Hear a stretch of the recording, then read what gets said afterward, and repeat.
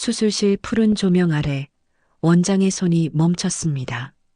모니터에 비친 4살 아이의 심장 구조. 그 순간 원장의 얼굴이 창백하게 질렸죠. 이건, 이럴 수가. 떨리는 목소리가 마스크 너머로 새어나왔습니다. 그가 본 것은 단순한 심장이 아니었어요. 죽은 아들의 손길이었습니다. 아들만이 할 수 있었던 그 방식이 지금 이 아이의 심장에서 살아 숨쉬고 있었죠. 이 충격적인 진실이 궁금하시다면 잠시 구독 버튼을 눌러주세요. 침묵 속에 감춰진 이야기를 매일 전해드립니다. 알림 설정까지 해두시면 놓치지 않으실 거예요. 그렇다면 이 모든 이야기는 어디서 시작된 걸까요? 시간을 5해 전으로 돌려봅니다.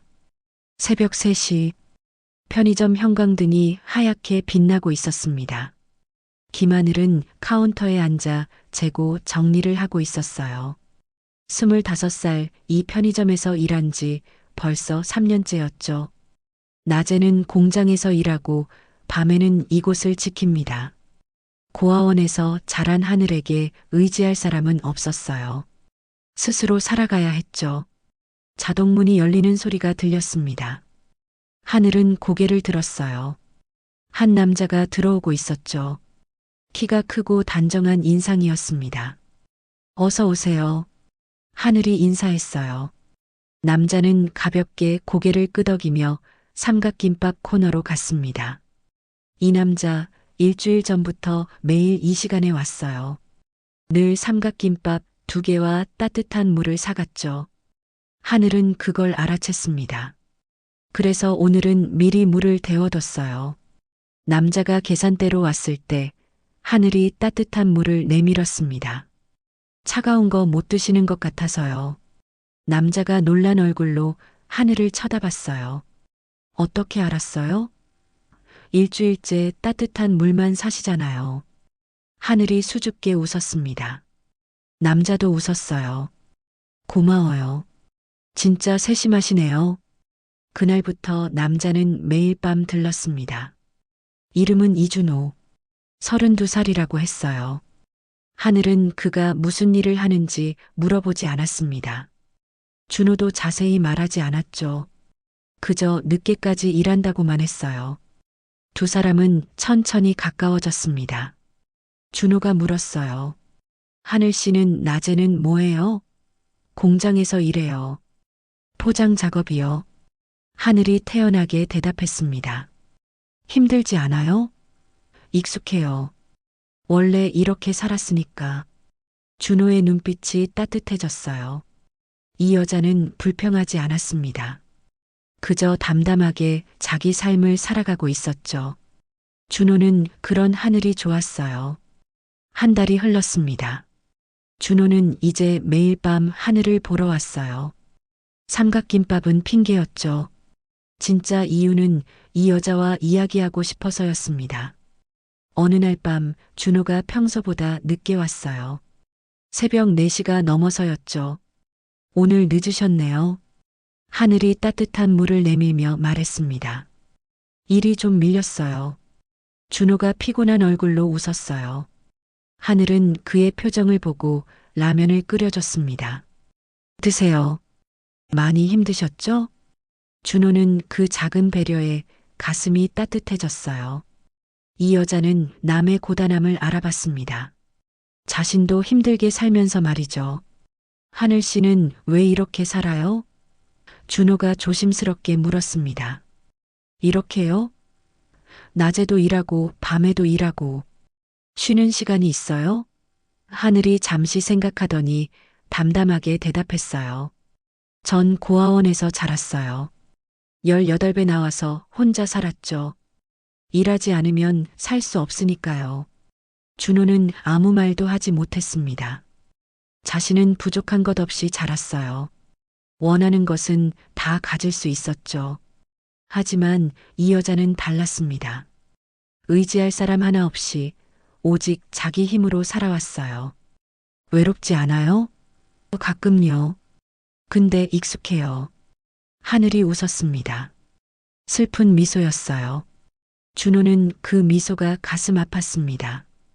그날 이후 준호는 확신했어요. 이 여자를 지켜주고 싶다고, 더 이상 혼자 살게 하고 싶지 않다고. 석 달이 지났습니다. 준호가 하늘에게 고백했어요. 하늘 씨, 저랑 사귀어 줄래요? 편의점 카운터 앞에서였죠. 하늘은 놀란 얼굴로 준호를 쳐다봤습니다. 저요? 네. 하늘 씨가 좋아요. 진심이에요. 하늘의 눈에 눈물이 고였어요. 누군가 자신을 좋아한다고 말해준 게 얼마만인지 몰랐습니다. 전 가진 게 아무것도 없는데요. 그래서 더 좋아요. 하늘 씨는 진짜니까.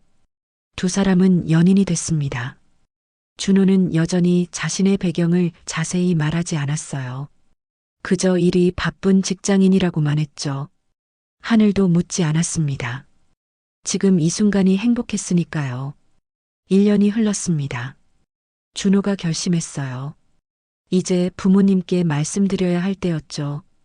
하늘과 결혼하고 싶다고. 준호가 집에 돌아온 건 저녁 8시였습니다.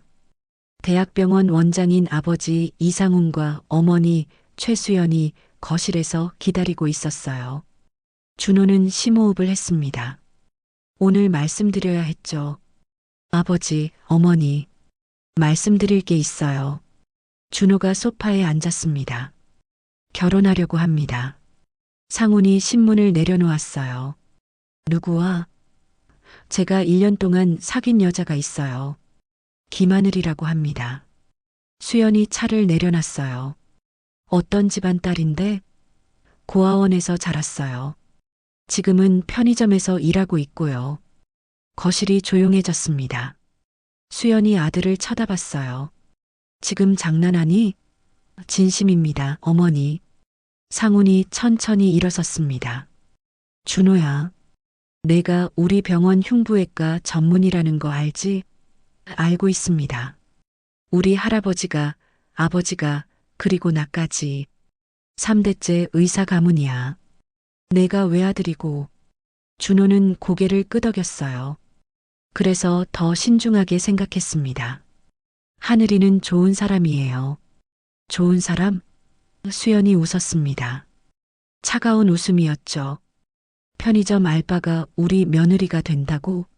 의사 가문에? 어머니, 그런 식으로 말씀하시면 내가 뭘 잘못 말했니? 수연이 소리를 높였어요. 고아 출신이 우리 집안에 들어온다는 게 말이 되니? 족보에도 올릴 수 없는 사람이야. 이틀 후였습니다. 상훈이 두꺼운 파일을 준호 앞에 던졌어요. 이게 내가 만나는 여자 신상이다. 준호가 파일을 펼쳤습니다. 조사보고서였어요.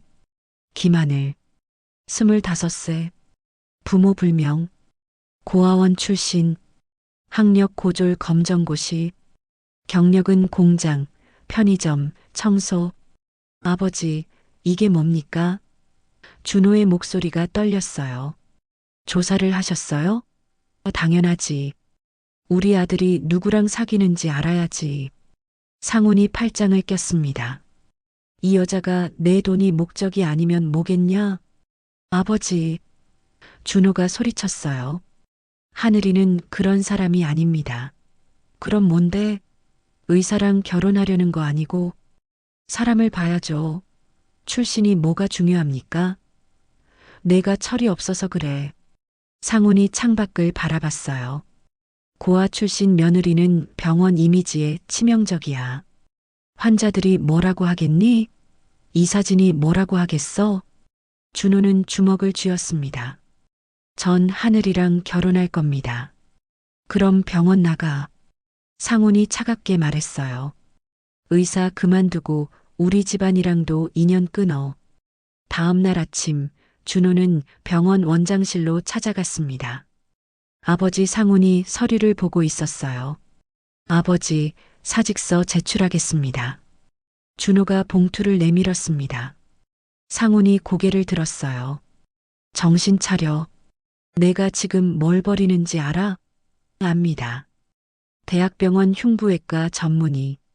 앞으로 교수 자리도 보장돼 있어. 이 모든 걸 편의점 알바 때문에 버린다고? 준호는 고개를 끄덕였습니다. 하늘이는 편의점 알바가 아닙니다. 제가 사랑하는 사람이에요. 사랑? 상훈이 비웃었어요. 사랑만 먹고 살 수 있나? 살아보겠습니다. 나가면 다시는 못 들어온다. 알고 있습니다. 준호가 허리를 숙였어요. 그동안 키워주셔서 감사했습니다.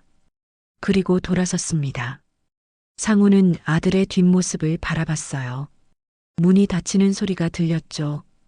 준호는 집으로 돌아가 짐을 쌌습니다. 많지 않았어요. 옷가방 하나면 충분했죠. 현관을 나서는데 어머니 수연이 복도 끝에 서 있었습니다. 준호야. 어머니, 행복하게 살게요. 수연은 대답하지 않았어요. 그저 돌아서서 방으로 들어갔습니다. 문이 닫혔죠. 준호는 고개를 숙이고 집을 나왔습니다. 석 달 후 준호는 작은 동네 의원을 열었어요. 번화가에서 한참 떨어진 주택가였습니다. 이준호 내과의원이라는 작은 간판이 달렸죠. 하늘이 개업 축하 화환을 들고 왔어요. 축하해요, 원장님. 고마워요.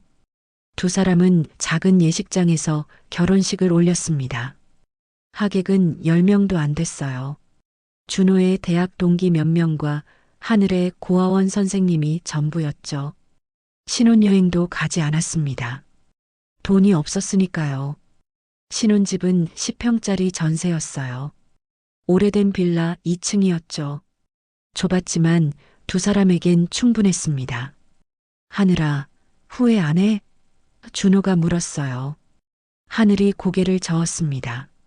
전 지금이 제일 행복해요. 준호는 아침 일찍 의원에 나가고 하늘은 여전히 편의점에서 일했어요. 저녁이면 함께 밥을 먹었죠. 가끔 공원을 산책했습니다. 돈은 넉넉하지 않았지만 행복했어요. 1년이 지났습니다. 어느 날 저녁 하늘이 준호를 바라봤어요. 말하려다 입을 다물었죠. 뱃속에 새 생명이 자라고 있었습니다. 쌍둥이였어요. 하지만 하늘은 말하지 못했습니다. 시부모님이 했던 말이 떠올랐거든요. 하늘은 병원 화장실에서 임신 테스트기를 봤습니다. 두 줄이었어요. 심장이 뛰었죠. 산부인과로 갔습니다. 초음파를 봤어요. 의사가 미소 지었습니다. 축하드려요. 쌍둥이세요. 쌍둥이요? 하늘의 목소리가 떨렸어요. 모니터를 봤습니다. 작은 콩알만 한 생명 2개. 눈물이 났어요. 집으로 돌아오며 생각했습니다. 준호는 얼마나 기뻐할까? 하지만 그날 저녁 낯선 번호로 전화가 왔어요. 여보세요? 이준호 어머니입니다. 수연의 목소리는 차가웠습니다. 내일 오후 3시 역 앞 카페로 나오세요. 혼자. 전화가 끊겼어요. 다음 날 하늘은 약속 장소로 갔습니다. 수연이 이미 와 있었어요. 앉아요. 하늘은 조심스럽게 앉았습니다. 임신했다면서요? 하늘이 놀라 고개를 들었어요. 어떻게? 병원 원무과에 우리 사람이 있어요. 수연이 가방에서 서류를 꺼냈습니다. 테이블 위에 밀어냈어요. 하늘은 제목을 봤죠. 임신 중절 동의서. 이게 뭐예요? 낙태각서예요. 어머님, 아이를 낳으면 가문도 병원도 끝이에요.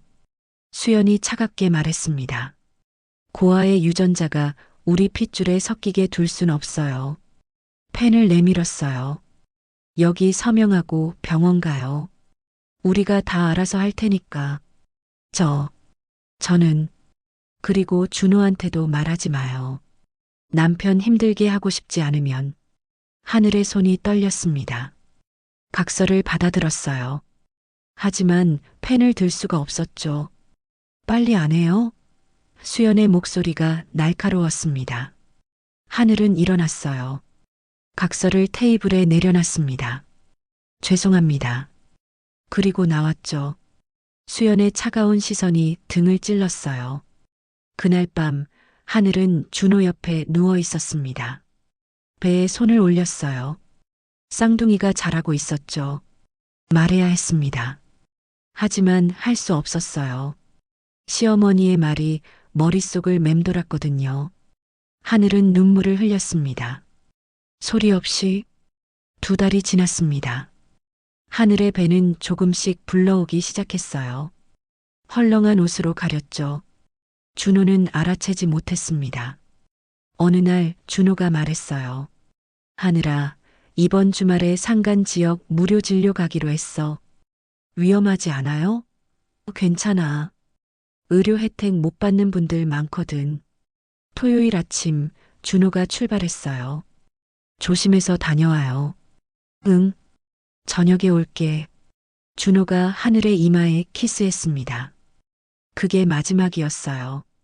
오후 5시 낯선 번호로 전화가 왔습니다. 김하늘 씨 맞으십니까?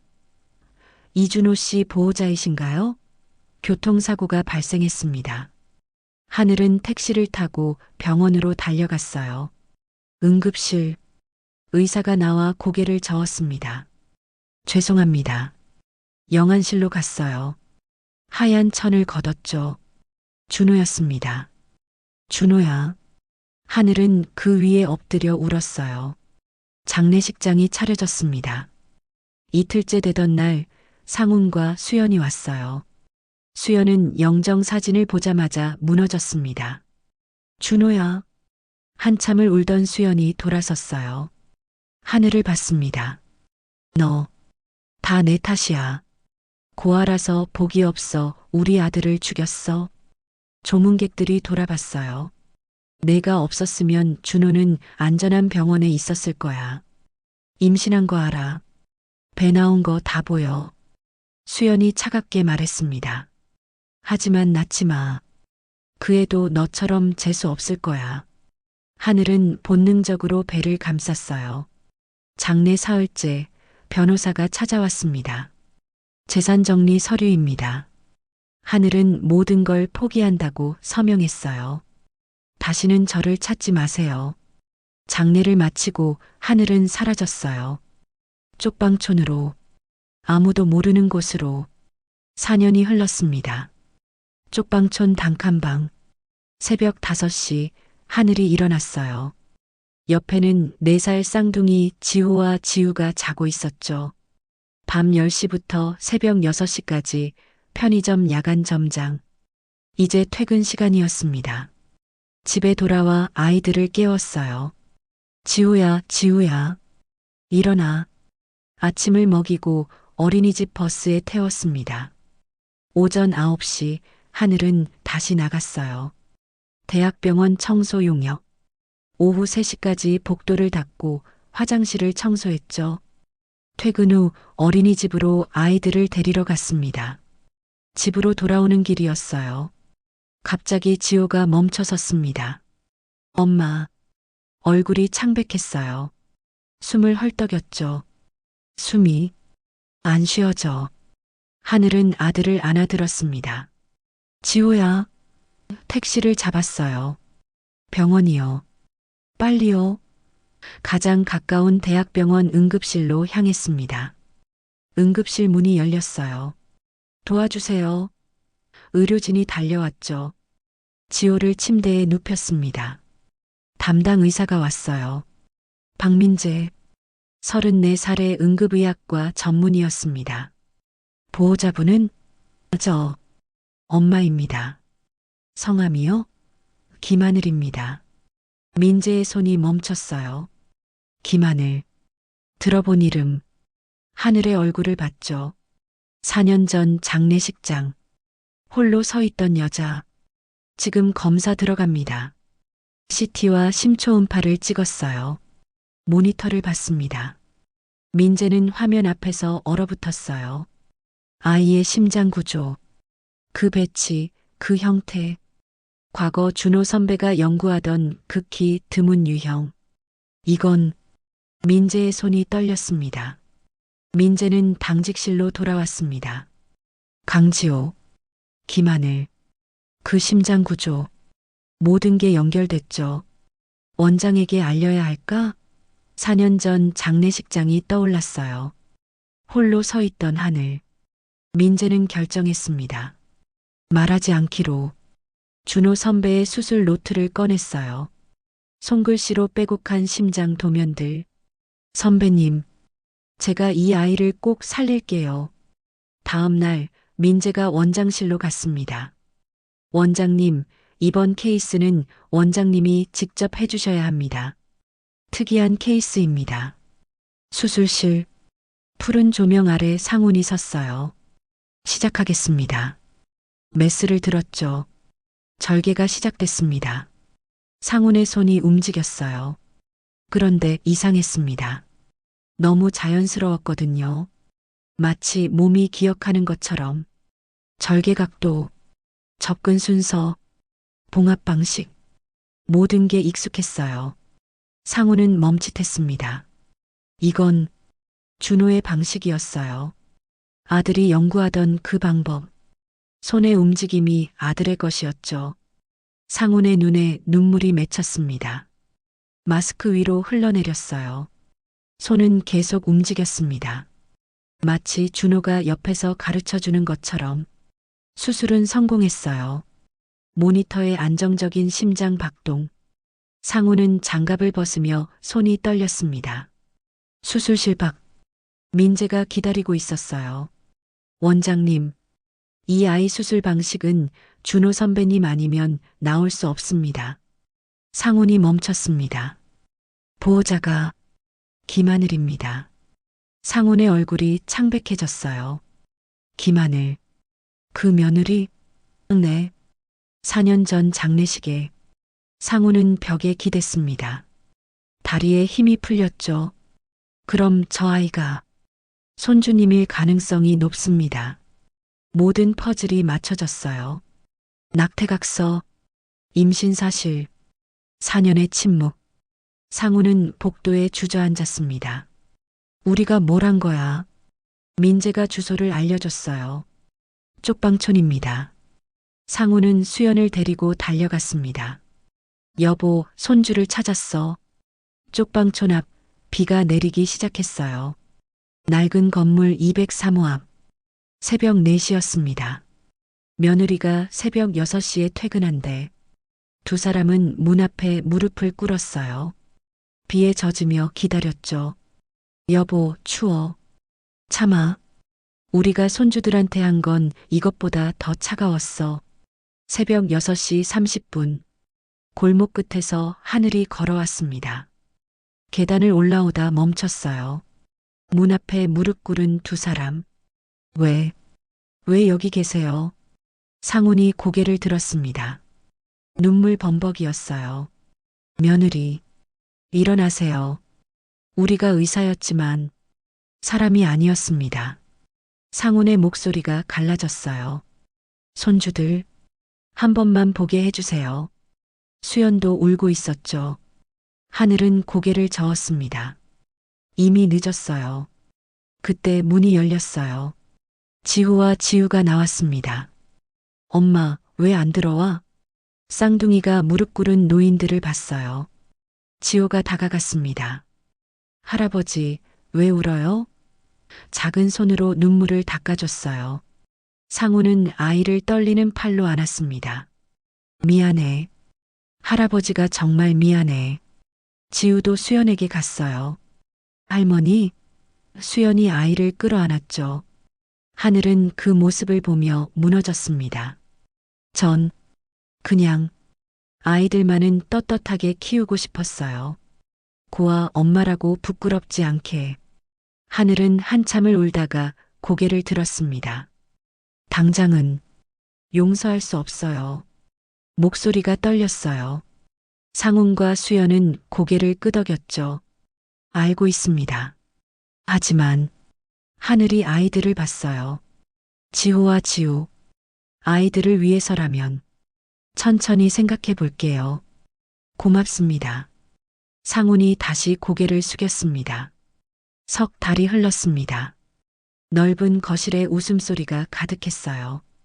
지호와 지우가 상훈의 무릎에 앉아 있었죠. 할아버지, 이게 뭐야? 이건 심장이야. 할아버지가 고치는 거란다.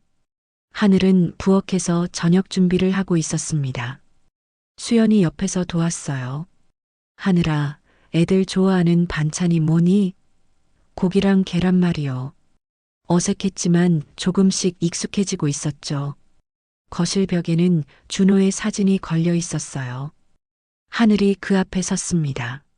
상훈도 다가왔죠. 둘은 나란히 사진을 바라봤습니다. 미안합니다. 아들한테도 며느리한테도.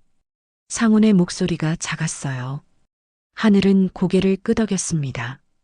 준호는 좋은 사람이었어요. 알아요. 우리가 너무 늦게 깨달았습니다. 저녁 식탁에 모두 모였어요. 5명의 가족. 지호가 말했습니다. 할아버지, 아빠는 언제 와? 상훈의 눈시울이 붉어졌어요. 아빠는 하늘나라에 계신단다. 그럼 우리 보고 있어? 그럼 지금도 보고 계실 거야. 지우가 하늘을 올려다봤습니다. 엄마, 아빠 행복해? 하늘이 아이를 안았어요. 응, 우리 행복하니까. 밥을 먹으며 이야기를 나눴습니다. 어색함도 있었지만 따뜻했어요. 완전한 화해는 아니었죠. 하지만 다시 시작하는 가족이었습니다. 그날 밤 하늘은 창가에 섰어요. 준호의 사진을 들고 여보, 우리 잘하고 있죠? 천천히. 가족이 되고 있어요.